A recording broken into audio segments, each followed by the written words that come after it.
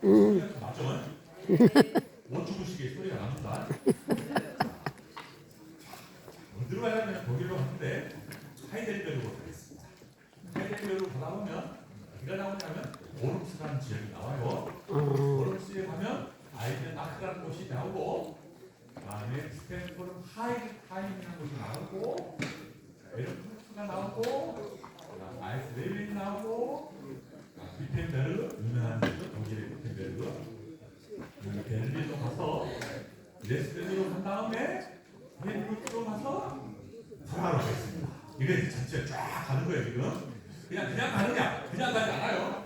목사님들 모시고 갑니다. 말이 안 된다.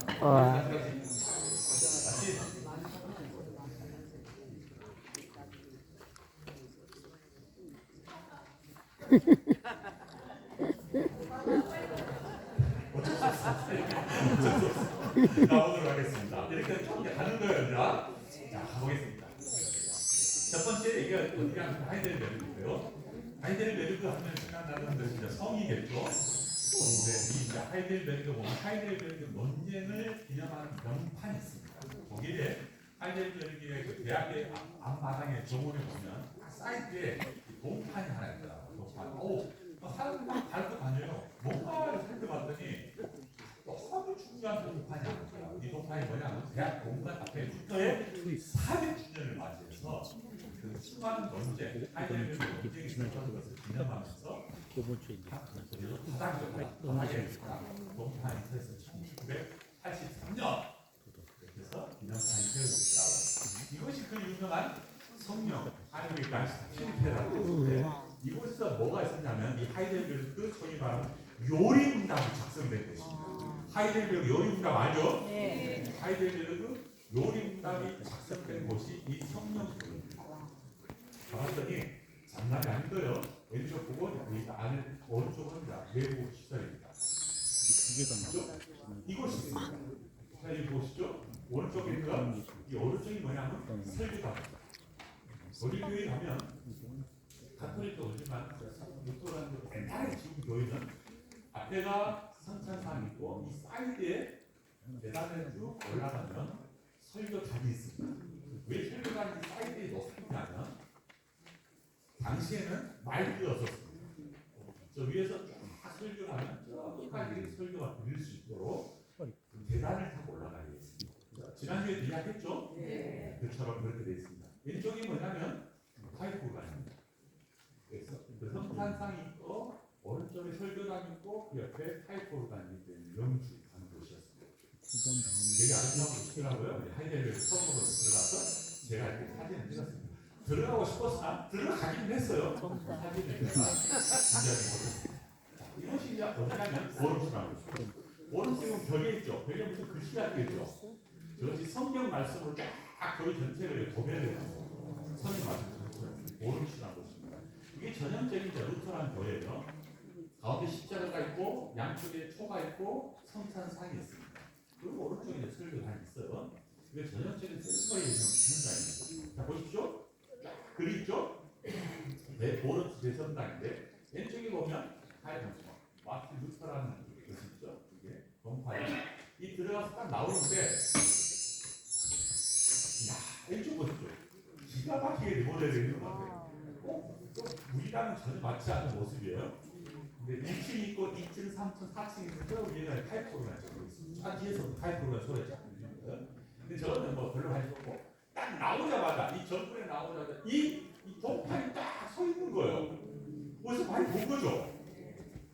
앞에 글자가 뭐예요? 솔스 크리스토스. 뭐지? 야, 진짜 좋아. 그 다음에 솔라 그라티아. 뭐지? 은혜. 그 다음에 솔라 피데. 비대 말고 솔라 피데. 뭐지? 리듬. 세 개가 중요해. 딱 그 전문 나오자마자 봤더니 쫙 동판이 세워졌어요. 제가 이때가 18년에 갔었거든요. 1517년이 루터의 종교개혁의 500주년을 맞이했습니다. 그 다음에 갔으니까 하긴 리모델링 잘 해놨더라고요. 관광객으로 하니까 이 복음판이 서 있는데 복음판 보자마자 가슴이 하는 거예요. 솔루스 크리스토스, 솔라 그라티아, 솔라 피데 쫙 안에 있는 거 있죠. 글자 다 뭐야? 버게트. 오직 성령, 솔라 그렇죠. 오직 성령. 내가 했어요. 오직 성령, 오직 그리스도, 오직 은혜, 네, 오직 믿음. 하나가 뭐죠? 오직 하나님께 영광. 하나님의 영광이 없어. 하나님의 영광이 없어. 왜 그랬을까? 루터는 하나님의 영광에 대해서는 아직 약간 신학적 체계가 그쪽까지 잘 않았어요. 루터는 성경과 기독교 그리스도가 너무너무 중요했어요. 그 다음에 솔리데오 글로리아에 관심을 가진 사람이 소위 말하는 칼빈. 정교회자 루터와 칼빈의 전형적인 다 체계를 만든 것이 솔라 5대 솔라잖아요. 근데 루터는 네 가지에 주 관심을 갖습니다. 오직 솔리데오 글로리아는 칼빈이 관심을 갖습니다. 그래서 이게 합해서 5대 솔라가 됩니다. 그렇죠? 그런데 딱 루터 교회다가 보니까 딱 세 가지가 중요해요. 종교개혁을 일으킨 중요한 키워드 오직 성경. 네. 오직 성경. 성경 속에 누가 있어요? 오직 그리스도. 그리스도를 우리가 어떻게 해야 돼요? 믿음. 우리가 믿어야 돼. 오직 믿어야 돼. 예수님을 믿어야 돼. 믿어야 돼. 믿는 사람에게 필요한 것이 뭐예요? 은혜. 물론 은혜가 주어져서 우리가 믿기도 하지만 또 믿는다고 해서 다 끝나는 게 아니에요. 믿으면서 계속 뭐가 필요해요? 하나님께 영광. 은혜. 하나님께 은혜가 필요해요. 하나님께 보는 은혜가 필요해요. 그래서 네 가지 중요한 이슈예요. 하나 더 하면 하나님께 영광. 이렇게 제가 이야기를 했어요. 우리 지난 학기도 제가 계속 반복했는데 생각나시는가 모르겠어. 오직 성경. 성경의 주인공 누구? 그리스도. 그 그리스도를 우리는 어떻게 하냐? 믿음. 그 믿는 사람에게 필요한 건 뭐예요? 은혜. 은혜를 받는 사람은 삶의 지향점, 목표점 있어? 하나님께 영광. 이쪽으로 안 배워가지고 잘 몰라. 이것이 오대수다. 종교 개혁자들이 매우 중요하게 생각하는 신학적 원리. 우리가 신앙생활하면서 매우 필요한 5가지 원리. 이것이 흔들리면 안 됩니다. 천년 동안 성경이 읽혀지지 않았습니다. 성경이 감추어졌어요. 성경을 펴지 못했습니다. 성경 알만한 문맹자들이 많았어요. 왜? 라틴어라고 해석한다고 그랬습니까? 일반 성인들은 성경을 볼 수 없어요.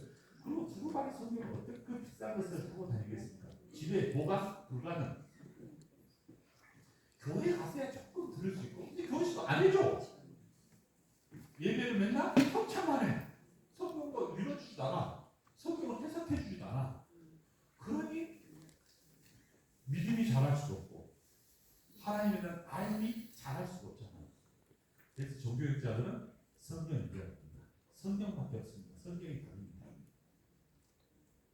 그래서 성경의 약을 펼칩니다. 근데 어떤 일이 벌어졌어요? 인쇄술이 발달됐어요. 그래서 그냥 그 엄청난 비싼 성경이 아니라 가격이 싸고 그 다음에 두께가 얇고 대량으로 생산할 수 있는 가능성이 열렸습니다. 그래서 사람들이 성경을 집에서도 읽고 그냥 자국어로 되어 있습니다. 번역이 되어 있습니다. 왜? 영어로 번역되어 있고 독일말로 번역되어 있고 프랑스말로 되어 있고 체코어로 번역되어 있고 자국어로 번역이 되어 있습니다. 성인들이 성경을 읽으면서 직접 누구를 만나? 그리스도. 메시아를 만나. 어디에서? 성경에서. 맞죠? 성경에서 만났더니 어떻게 돼? 믿어져. 예수님이 믿어져.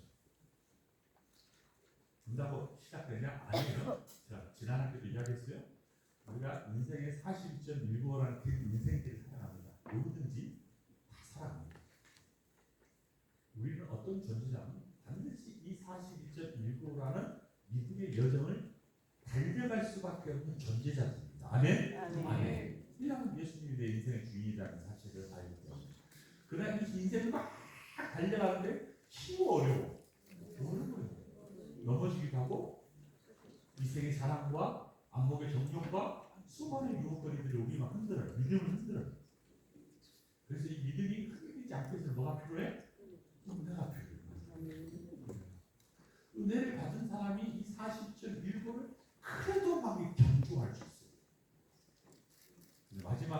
여정은 뭐냐면 영화로이까지 이르는 친구로부터 저 영화로이까지 가는 이 삶의 여정이 성경에 다 있고 그 성경 속에서 신앙의 목표와 방향을 찾아갈 수 있습니다. 그것이 5대 소원입니다. 그것이 개혁주의. 저와 여러분은 개혁주의. 수많은 이야기를 할 수 있지만 이것을 딱 엑기스를 딱 끄집어내고 이 5가지가 중요한 모토. 5가지 모토요. 그런데 이제 500년 동안 제자들이가 또 우여곡절이 있어. 그래서 이 5대 솔라를 잘 작동할 수 있도록 하는 것이 뭐냐면 7대 실천 운동. 기억나십니까? 신신, 회연,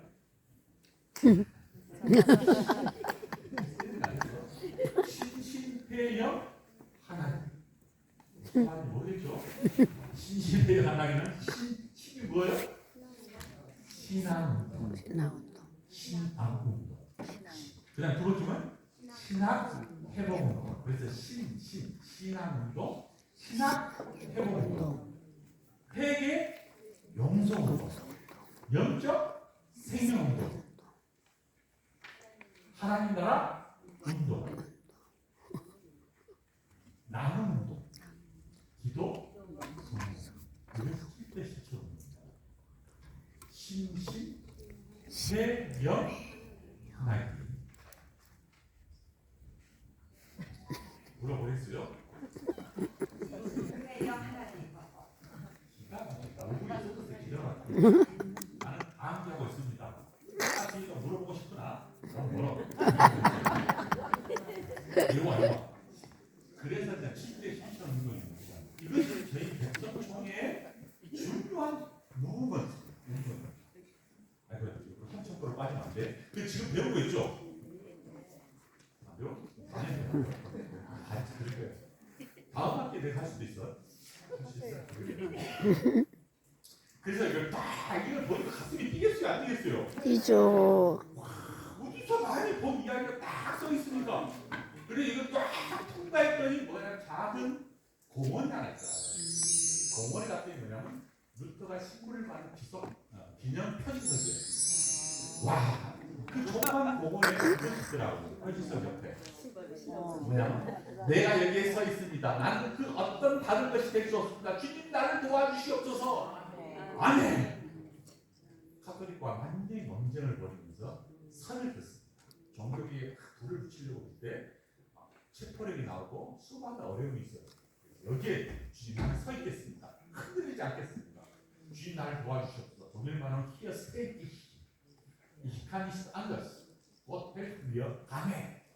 주님 나를 도와라 라고 하는 고백을 합니다. 그 공원에 한 10분 정도 갔더니 또 다른 조금 큰 공원이 있어요. 수많은 종교개혁자들의 동상이 있더라고요. 뭔가 찾다 보니까 당시 16세기 종교개혁자들의 수많은 사람들이 있어요. 아, 종교개혁은 한 사람이 하는 것이 아니었구나. 우리가 알고 있는 몇 사람의 위대한 인물들도 있었지만 결국은 그만 주변의 수많은 인물들이 모여서 하나님의 사람들이 모여서 정말 천년의 역사, 교회를 개혁하고 예배를 개혁하고 신앙의 삶을 개혁하는 수많은 종교개혁자들이 있었구나. 개혁은 결코 혼자 될 수 없다. 같이 읽어. 시작. 개혁은 결코 혼자 할 수 없습니다. 아멘. 그렇잖아요. 교회를 어떻게 내가 혼자 개혁할 수 있겠습니까? 모든 목회자들이 모여서 교회를 개혁하고 우리 삶을 개혁하고 예배를 개혁하고 가봤습니다. 아, 여기는 아마 여러분 그림을 많이 보셨을 거예요. 하이젠 나크라는 지역인데 그 안에 뭐가 있냐면 바르트부르크라는 성이 있었습니다. 이것도 너무 다 올라가봤어요. 들어가봤어요. 이곳이 뭐냐면 루터가 이렇게 저희 막 체포렘을 다녀서 막 피신하는 도망만 그냥 잡으면 죽을 것 같았어요. 피신하는데 피신하다가 어디 가요? 이 바르트부르크라는 성으로 약간 몸을 피신합니다.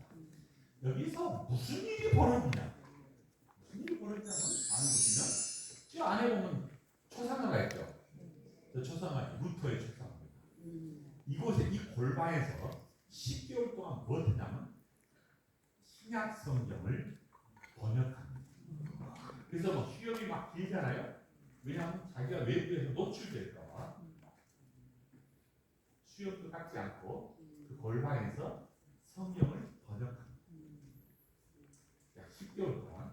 그래서 이 안에 들어갔더니 집 있고 숙소할 수 있는 것 있고 책들이 많이 놓여있더라고요. 루터가 사용했던 방이었습니다. 루터가 어린 시절에 보냈던 교회 조금 더 갔더니 베르그라는 교회가 있었습니다.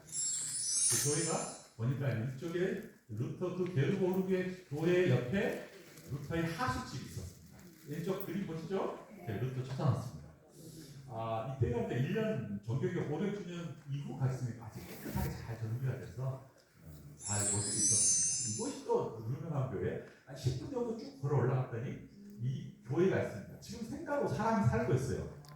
누가 살았던 곳이냐면 요한 세바스찬 바흐라는 사람이에요. 유명한 음악가잖아요.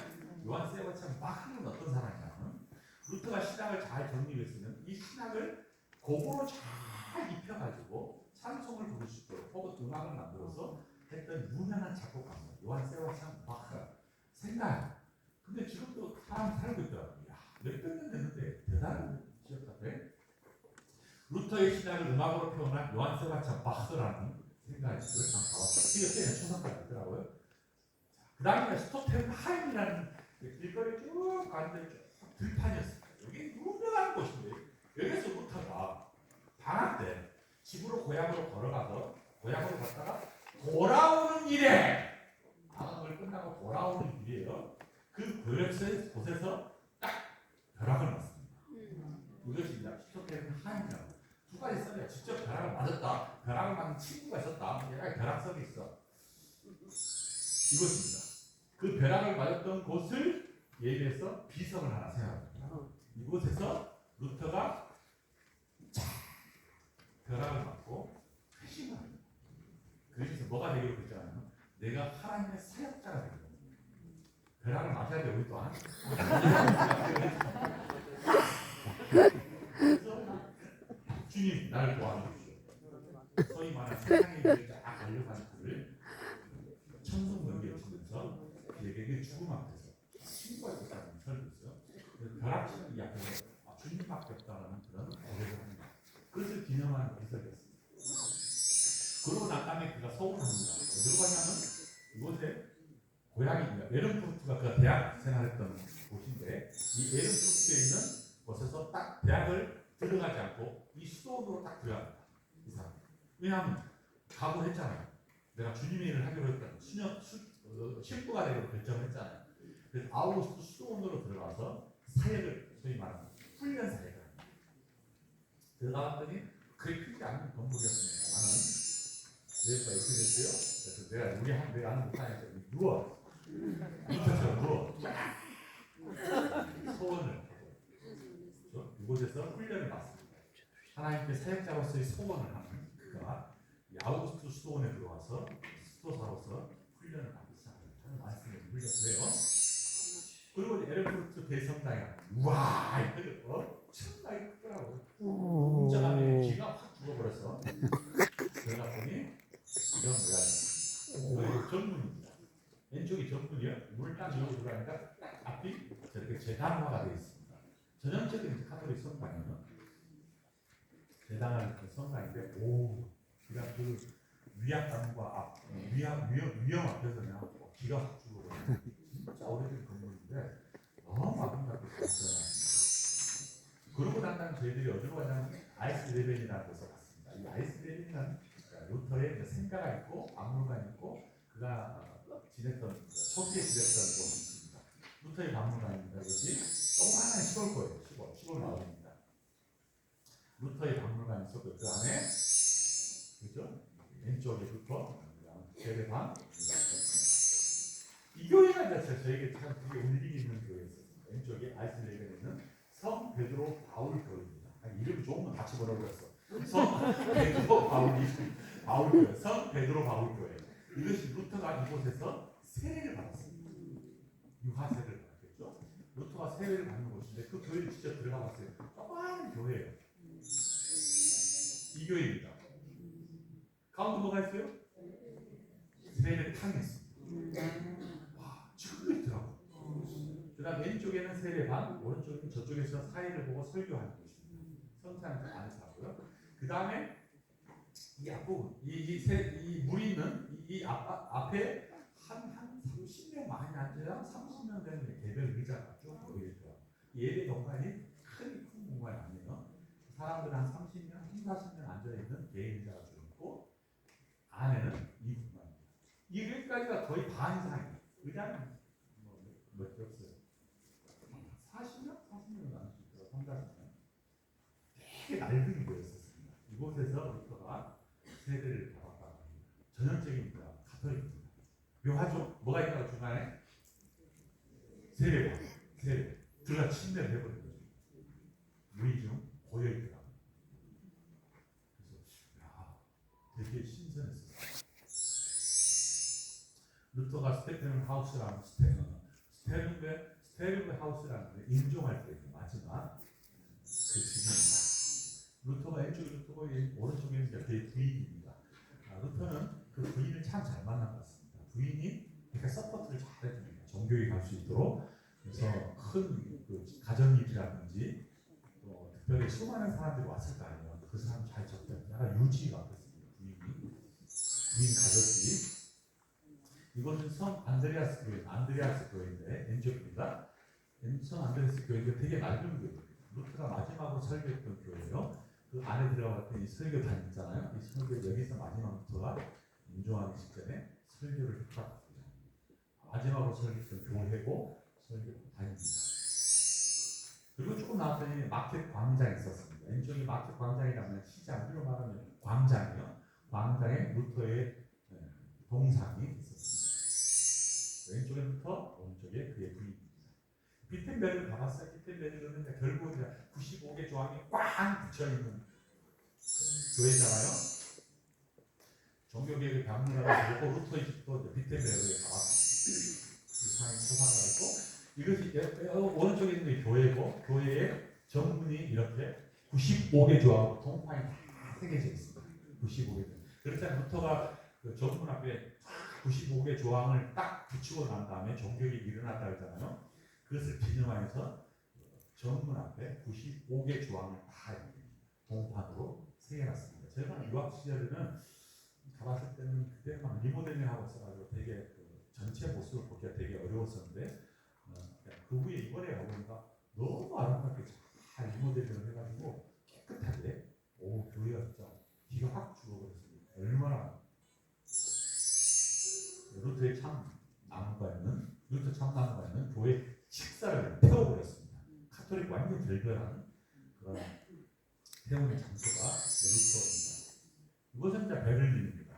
베를린 갔더니 베를린에 주의자라고 제가 설교를 했었습니다. 오전에 설교를 했어요. 원래는 이 교회를 가고 싶었습니다. 이거에 베를린 동교회를 아침에 우리 목사님들 다 가려고 했었는데 10시 약간 2, 3분 정도 늦었어요. 저희들이 문 잠가보고 들어갈 수 없는 거예요. 와, 우리 교회도 돼야 되는데 조금 늦었다고. 왜냐면 많은 식구들을 데려가다 보니까 약간 생각보다 시간이 좀 늦었어요. 그랬더니 예배가 시작하니까 못 들어간다. 오전에 못 들고 아까 있는 비전교회에서 오후에 일찍 예배를 드리고 그 대신 저녁 예배가 있다고 이야기합니다. 6시에. 그래서 저희들이 다시 저녁 예배를 드리고 이곳에 갔습니다. 베를린 동교회가 루터란입니다. 왼쪽에 있는 교회가 예배를 보겠습니다. 왼쪽입니다. 하이폴가 있죠? 엄청나게 큰 교회예요. 끝나고 예배 끝나고 이 여자 목사님 저 멀리서 설교를 할 때 누군가 해서 가까이 보니까 예배 끝나고 하니까 다 정문 앞에서 이렇게 인사를 하더라고요. 저분이 담임 목사님 같습니다. 그러니까 인사를 하고 상황 설명을 하고 사진을 같이 찍혔습니다. 독일교회 제가 되게 흥미롭게 봤던 장면이 뭐냐면 제가 목회했던 곳에 독일교회를 빌려서 목회를 했는데 오전에 가끔씩 독일교회 예배를 드렸습니다. 그러면 독일교회 목사님들은 딱 정문에 우리로 말하면 이 문이 하나 있잖아요. 세 개잖아요. 양쪽을 다 닫아버립니다. 딱 앞으로만 통과할 수 있게 그 문 앞에 딱 기다립니다. 반드시 뭐 해야 돼요? 만나고 가야 돼요. 만나고 목사님 뒤에 돌아갈 수 없어요. 딱 그 문 앞에 기다려요. 쪽문에서 딱 교인들은 다 줄을 서 있어요. 그리고 한 사람씩 인사를 합니다. 악수하면서. 그때 뭐야? 신방을 합니다. 아들 어떠냐고, 무슨 일 있었냐고, 한 주 잘 지냈냐고. 어르신들이 많으니까. 근데 뒤에 사람들이 다 있어요. 우리 한국 같은 거 어때? 바로 도망가 버리면 바로 그냥 옆으로 휙 돌아가. 절대 그러지 않아요. 기다렸어요. 이 교인들이 기본적으로 몇 사람들은 앉아 있고 좀 늦게 가려고 나는 가더라도 다 줄을 서서 목사님하고 반드시 박수하고 인사하고 그때 이제 짤막하게 안부 인사하고 건강 인사 나누고 가족의 애경사 있으면 이야기하고 가족이 무슨 일이 없냐 묻고 그러면 다 기다려 있어요. 야, 그게 되게 부럽더라고. 저도 해보려고 했는데 우리는 어떻게? 다 도망가고. 그래서 문을 딱 한 번만 열어놔요. 여러 사람 마실 또 다른 분도 있는데 다른 분이 안 열어놓습니다. 그것이 목사님하고 반드시 인사를 하고 돌아가요. 그때 목사님한테 촉을 세워야죠. 가족이 무슨 일인지, 아픈 건 어떤지, 병원 짤막하게 이야기를 해요. 상담을 하요. 짤막하게. 또 기도가 필요하면 기도를 해주고. 다 살았어요. 너무 부럽더라고요. 우리는 어떻게 해요? 우리는 거의 그냥 체육관이에요. 체육관. 끝나면 바로 나가려고 야구장 갔고 콘서트장 갔어요. 예배 끝나면 술집까지 나가려고. 제가 아는 어떤 권사님 목사님이랑 손만 들면 축구만 하면 도망가거든요. 왜 그러냐면 빨리 가서 밥 먹어야 된다. 요러면 도망가고 그러면 이제는 한 시간 한 이거 하고 싶지 않다는 거예요. 그리고 빨리 가서 밥 먹고 싶다는 거예요. 아니 진짜 거러지가 있는 지 모르겠어요. 너무 아쉬워. 우리 이거 하면 얼마나 좋아요. 목회할 때 그렇게 좀 이야기를 해주고 싶다는 거예요. 성도들 천천히 나와. 왜냐하면 예배는 그냥 그러잖아요. 후기가 중요해요. 하나님과 만남에 1시간 동안 다 끝나고 나면 하나님이 나에게 무슨 말씀을 했지?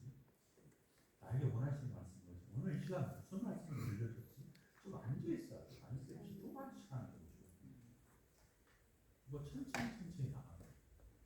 그랬으면 참 좋겠다는 생각이 드는데 되게 힘들더라고요.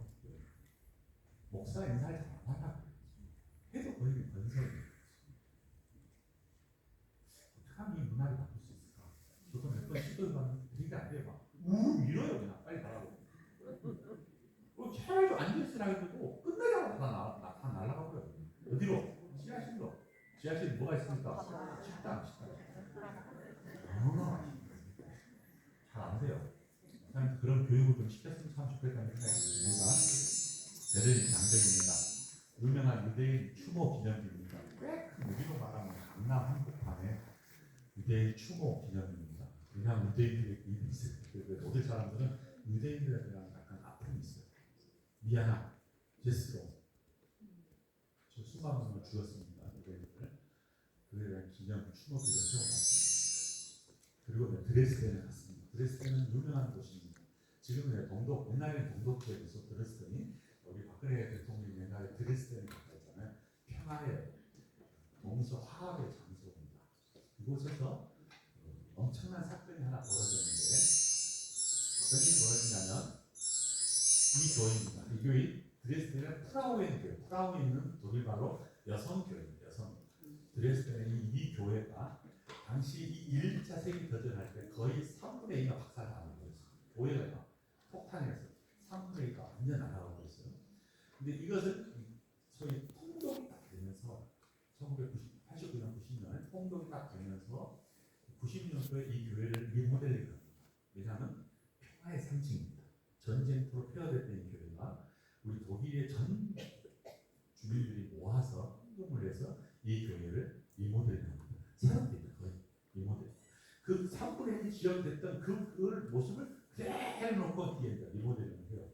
그러니까 벽에서 보면 색깔이 다릅니다. 옛날의 색깔과 지금의 색깔.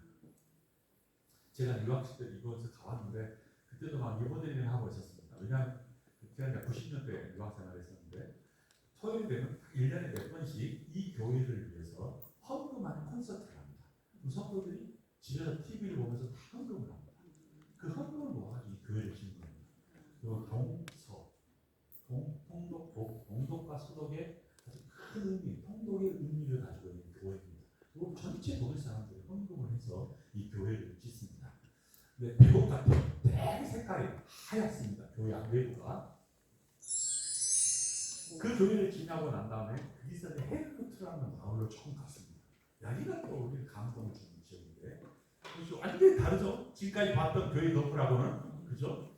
이 헤르크트는 어떤 마을이냐면 야누스를 따랐던 사람들이 모라비안입니다. 야누스를 추종했던 사람들이 모라비안인데, 이 사람들이 이 헤르크트라는 곳에 가서 선교의 꿈을 갖고 신앙생활을 합니다. 그래서 약 17세기 동안, 이 100년 동안에 수많은 사람들이 그 모라비안들이 선교를 합니다. 모라비안을 만나는 사람이 한 사람이 있었습니다. 왜 잘하나?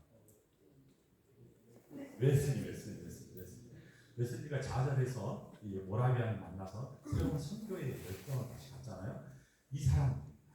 즉 야누스를 따랐던 사람들이라는 말로 이 헤르무트라는 마을의 전체가 이 모라비안들이 많이 집단을 하면서 신앙 훈련을 했습니다. 그래서 너무 시프한 거예요. 교회가 내부가 아주 시프한 화려하잖아요. 저쪽에 앉아있는 거죠. 의자도 저쪽에 앉아서 설교합니다.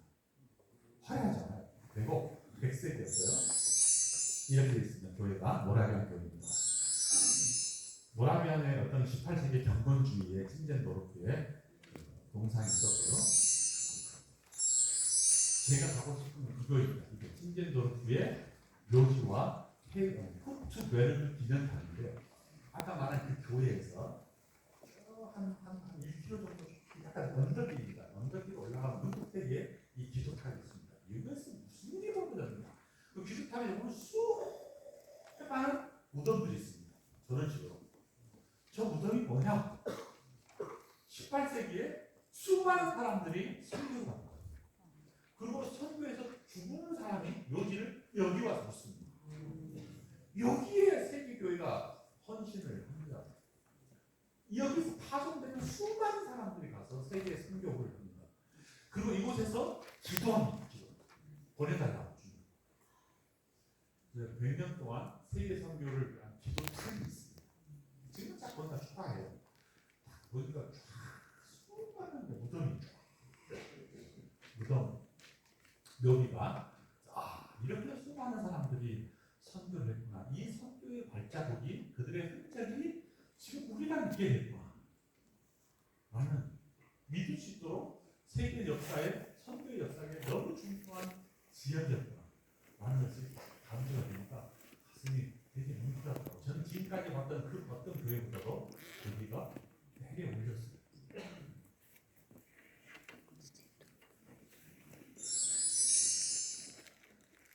말한 프라하로 넘어왔습니다. 프라하는 누가 생각나십니까? 여인이 생각납니다. 프라하 여인. 프라하에 가면 누가 생각나요? 야누스라는 사람입니다. 야누스는 프라하의 종교개혁자, 15세기 사람입니다. 19세기 종교개혁을 했던 루터나 칼빈 있잖아요. 15세기에 이 프라하, 체코의 프라하에는 어떤 믿음의 영웅이 있었냐면 야누스라는 사람. 여기는 야누스의 광장이 있는 동산입니다. 야누스 광장이요. 야누스 왼쪽에 보면 절대 초라하게 있어요. 그 위대한 신학자가 프라하에 있는 사람들은 야누스가 누군지를 전혀 알지 못해요. 관심도 별로 없습니다. 골목길에 저렇게 초라하게 있더라고요. 너무 안타까웠어요. 오른쪽에 보면 이것이 야누스가 팀3호 교회입니다. 야누스 광장의 사이드에 보면 큰 팀3호 교회가 있는데, 제가 두 개가 너무 아이러니하게 두 개가 있어요. 저 위는 카톨릭의 모습, 아래는 뭐냐면 빵과 포도깨, 포도주 성잔과 포도주를 잡는 것과 빵을 상징하는 것이 있습니다. 카톨릭이 이 교회를 딱 점령하면 빵과 포도주가 있었던 이 금색으로 도금한 것이 없습니다. 카톨릭. 그다음 개신교하는 메테게가 있습니다. 야누스의 종교개혁에 여러 가지 있을 것 같지만 그 중에 하나가 뭐냐면 이중성찬입니다. 잘 보십시오. 이중배찬이라고 하는데, 카톨릭은 지금도 그렇지만 뭐만 줍니까? 빵만 줍니다.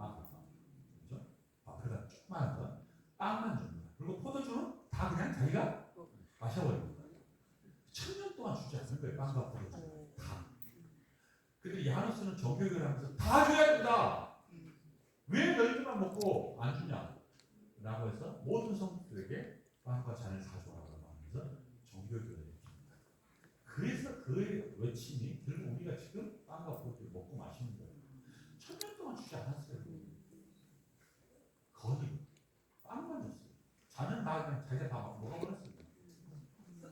복잡한 도리를 만들어냅니다. 가톨릭이 지금도. 그런데 이 사람은 빵과 포도를 다 줘야 된다. 라고 하는 외침을 갖고 결국은 신교를 합니다. 그 외에 여러 논쟁을 거치는 신학적인 설명을 받습니다. 이러니까 제가 왼쪽인 사람, 오른쪽인 사람이 제 지도교수님이시고 사모님이시고